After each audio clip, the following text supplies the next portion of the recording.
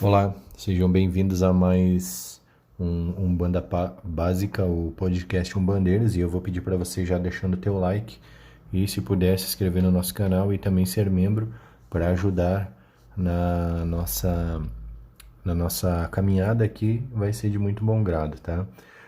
Participe também do financiamento coletivo através da chave Pix que está na descrição desse vídeo. Bom, vamos lá, vou falar um pouco de Preto Velho e eu tô tentando e eu quero falar a respeito desse tema, por quê? Porque eu levantei e busquei dos arquivos aqui do canal alguns vídeos sobre pretos velhos que eu reeditei e simplesmente por causa que havia problemas de direitos autorais e eu fiz o corte e estou republicando-os, tá? Eu peço a compreensão de todos que eu não tenho vergonha em momento algum de ter falado nada que eu falei, mas é óbvio que ao longo do tempo a gente vai aprendendo determinadas coisas. Lá, sim, eu afirmava que nem todo preto velho era preto e nem velho, e naquela época eu realmente seguia uma visão mais voltada para o que as pessoas falavam, né, na internet, etc, etc. Quando eu não ouvia o que realmente a minha vivência de chão de terreiro estava me mostrando e eu não me preocupava com essas questões.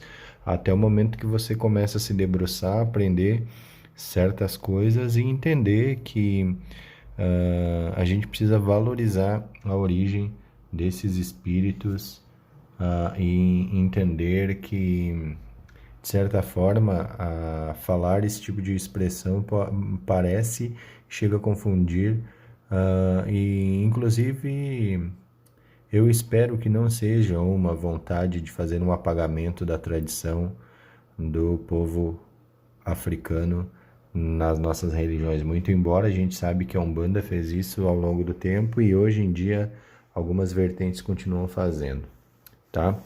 Bom, eu não vou entrar no tema da questão mais aprofundadamente, mas existem algumas questões que a gente precisa falar. Não existe, obviamente, espírito para tudo isso e para atender a todo esse povo e para nos servir. A gente precisa entender também que os espíritos de Umbanda não estão aqui para servir a gente, eles estão aqui para trabalhar na Umbanda, tá? E então a gente tem que ter um certo cuidado com algumas afirmações. Mas o que eu vou reafirmar é que sim, as origens do povo e das linhas e falanges de pretos velhos, elas vêm da origem da herança africana dentro da nossa Umbanda, tá?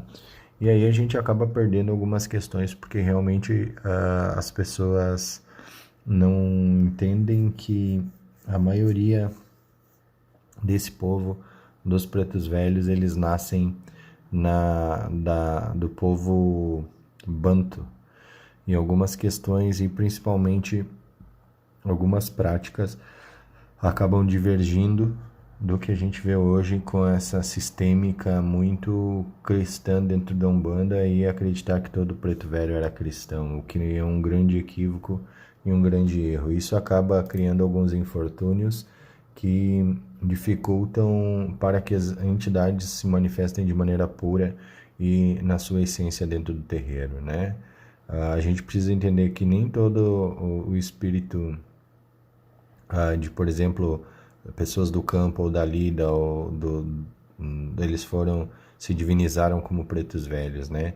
Mas a maioria que fez isso e voltou nessa linha de trabalho como feiticeiros e como os pretos velhos são clãs de feiticeiros e curandeiros, né? Eram negros e negras que sabiam e tinham o dom da cura e do feitiço, né? Os ngangas, né?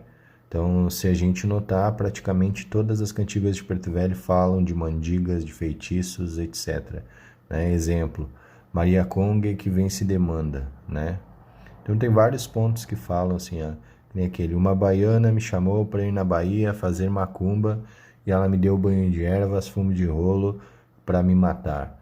Então, aí a gente tem algumas afirmações e a gente vê algumas questões nos próprios pontos de Umbanda, como a essência do preto velho, a essência angolana e uma forte cultura banto, né?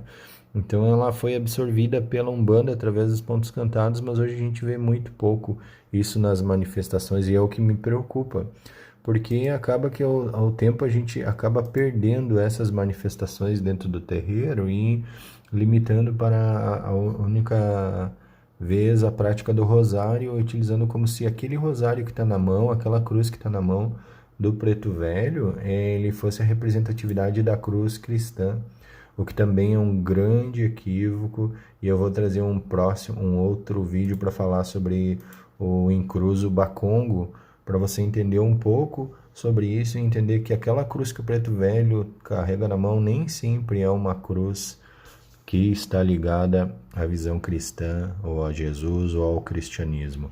A cruz tem uma simbologia que vem de África, e eu vou falar disso em outro momento, num próximo vídeo com mais profundidade. Aqui não teremos tempo para isso, mas é que a gente precisa saber que essas falanges, elas dos pretos velhos, elas tiveram origem mais conhecidas, as mais conhecidas, as falanges de Aruanda, de Angola, de Guiné, da Bahia, das Almas, da Costa, entre outras, né?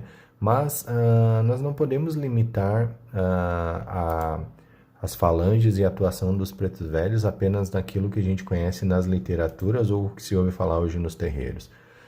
A gente precisa deixar que essas entidades trabalhem com seus materiais e com os artefatos e inclusive com elementos aos quais eles estão bem para essa utilização, deixar que eles trabalhem dentro da sua origem, né?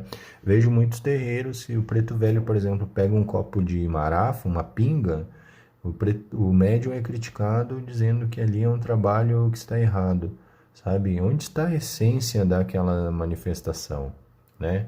É preciso respeitar, é preciso ter respeito e deixar que os pretos velhos trabalhem na sua essência. De novo, nem todo preto velho era cristão, mas que a gente vê que dentro da base dessa falange se fala muito na visão crística, isso a gente vê e não pode negar. Mas cuidado para você não apagar a manifestação e prejudicar a manifestação porque você acredita no que você acredita e acha que aquela cruz na mão do preto velho apenas significa a cruz cristã. Quando, se você se aprofundar na leitura e você buscar mais informações, você vai entender o que eu estou falando, que existem símbolos, o próprio Bakongo, como eu falei, eu vou trazer mais aprofundado aqui para a gente falar a respeito, tá? Então, os pretos velhos são espíritos que se apresentam como africanos nas suas senzalas e majoritariamente eles eram escravos que morreram no tronco, ou de velhice, ou dentro da senzala, ou naqueles momentos históricos que a gente já está cansado de ouvir, aquela brutalidade que aconteceu. As características principais da linha dos pretos velhos é conselho, orientação aos consulentes, né? E devido à sua evolução espiritual e sua ação de bondade, por serem espíritos de grande elevação, eles acabam sendo os nossos psicólogos, né? Os pretos velhos, eles gostam muito de usar seus rosários de contas, né? Alguns utilizam as lágrimas de Nossa Senhora, né? E misturam com cruzes, figas, né? Feitas de guiné ou de arruda. Geralmente roupas brancas e pretas ou carijós, né? Xadrez. Pretas velhas normalmente usam lenços na cabeça, batas. Os pretos velhos às vezes usam chapéu de palha. As suas bebidas preferidas, café amargo, um vinho tinto doce, né, uma batida de coco, cachaça com mel. E às vezes eles misturam essas bebidas ervas, sal, alho e outros elementos nessa bebida. Então, o vídeo de hoje é falar um pouquinho sobre esses pretos velhos e pedir para você deixar que teu preto velho se manifeste da maneira que for necessária dentro de um terreiro, tá? Os nossos pretos velhos são nossos ancestrais que estão na Umbanda para nos trazer sabedoria e conhecimento e, acima de tudo, nos trazer a informação para que nós possamos ser pessoas melhores e ir buscar o crescimento dentro das nossas vidas pessoais e também das espiritualidades. Então lembra, quando você olhar para um preto velho, nem sempre ele é só aquele vozinho ali quietinho, com o rosário na mão, com um sentimento apenas cristão. Muitas vezes eles são aqueles feiticeiros em gangas, aquelas feiticeiras que sabiam o conhecimento das ervas, das folhas, dos elementos, utilizando-se da natureza como feiticeiros e curandeiros. Saravá os pretos velhos, eu adorei as almas.